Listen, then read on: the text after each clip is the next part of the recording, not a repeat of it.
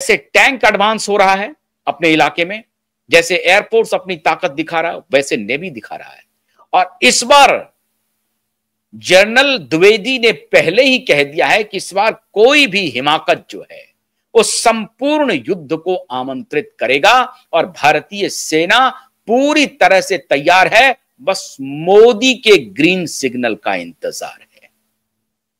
तो जान लीजिए, मोदी ग्रीन सिग्नल का मन बना चुके हैं। और अगर मुनीर ने कोई हिमाकत की सीआईए के कहने पर, आका तो बाद में होगा। और इस बार निशाने पर खाली मुनीर और उनकी सेना नहीं है।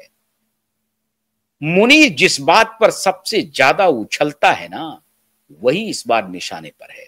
और इसीलिए सीआईए को मालूम है कि अगर मुनीर को भड़काएंगे तो वो भारत के खिलाफ भड़केगा, और जब वो भारत के खिलाफ भड़केगा तो फिर भारत भड़केगा और फिर तबाही आएगी, और इस तरह से उनका काम चल जाएगा।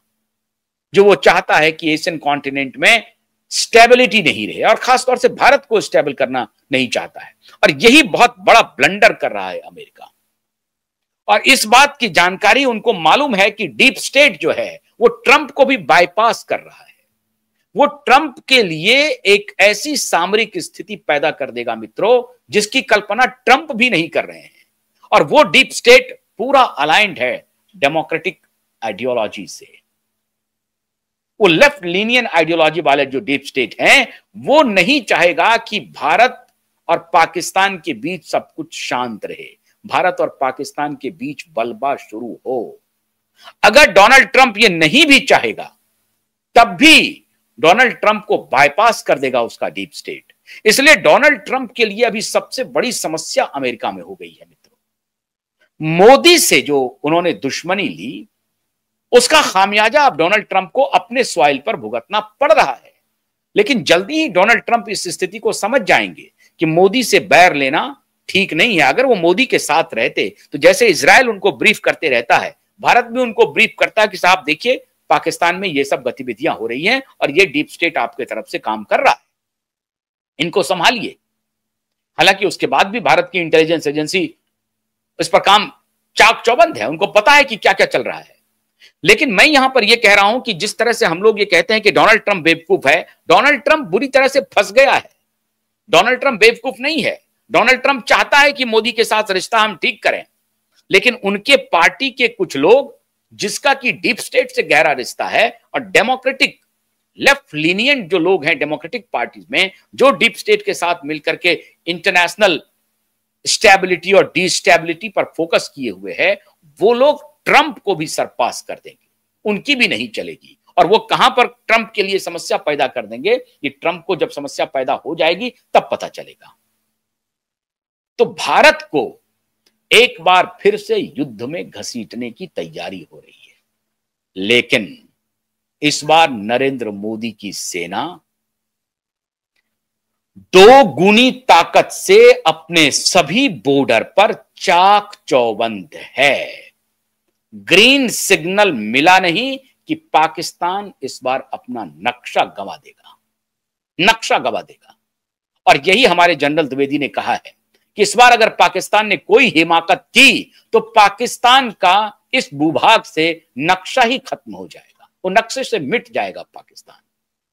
और इस बार आर पार की स्थिति बनाने में अगर मौलाना मुनीर ने कोई कार्रवाई की तो मौलाना मुनीर ही भारत के निशाने पर है। आप ये मान के चलिए कि मौलाना मुनीर इस बार भारत के निशाने पर है। वो कैसे जाम कर पाएगा चीनी सिस्टम से भारत के अटैक को, ये तो आने वाला वक्त बताएगा। 9 अटैक भारत ने किए, और इतने प्रिसिजन अटैक थे जो एकदम से टारगेट को हिट किया और वापस आ गया। पता तक नहीं चला पाकिस्तान को, जब तक वो सोच पाता तब तक भारत का ऑपरेशन फुलफिल हो गया था। और यही पेट में दर्द कर गया है अमेरिका को कि वो जो न्यूक्लियर ठिकाना है जहां, और मैंने पहले भी बताया है, आज फिर बता रहा हूं कि पाकिस्तान में जो न्यूक्लियर बॉम्ब है उसमें बहुत बड़ी हिस्सेदारी अमेरिका की है। अमेरिका एक्सपोज हो रहा है धीरे धीरे।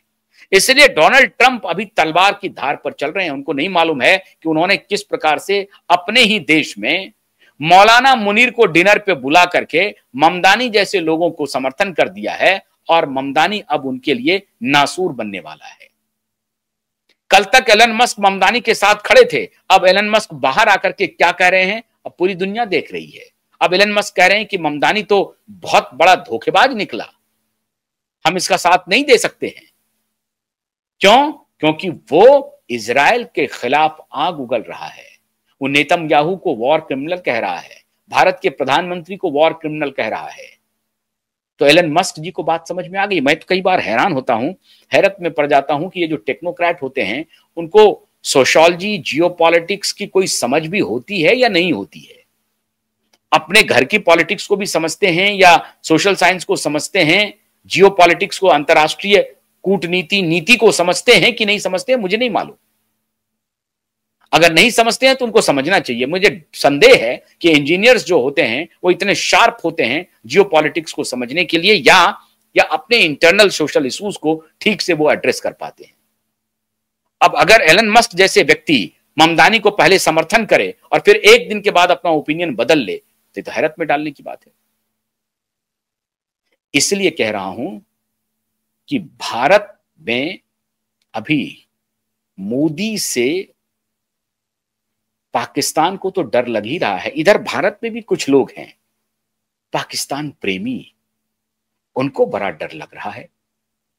मित्रों, आने वाले दिनों में अगर भारत सरकार की तरफ से कोई बड़ा कदम उठाया गया तो आप अचरज नहीं कीजिएगा।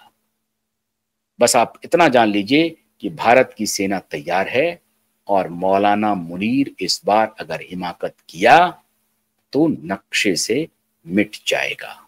वो अपना काम करते रहे, अपना मलाई खाते रहे, बेईमानी करे, चोरी करे, झूठा पद बना ले, संवैधानिक कैपेसिटी बढ़ा ले, सब कुछ ठीक है।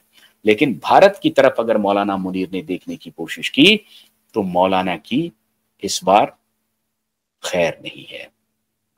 इंतजार कीजिए। हम ये लेकिन आशा करते हैं कि ये नौबत ना आए, क्योंकि खून इधर बहे उधर बहे, इंसान का ही बहेगा। तो भारत कभी भी युद्ध के लिए तैयार होता नहीं है, लेकिन अगर युद्ध थोपा गया तो फिर पीछे भी नहीं हटेगा। बहुत बहुत शुक्रिया। नमस्कार।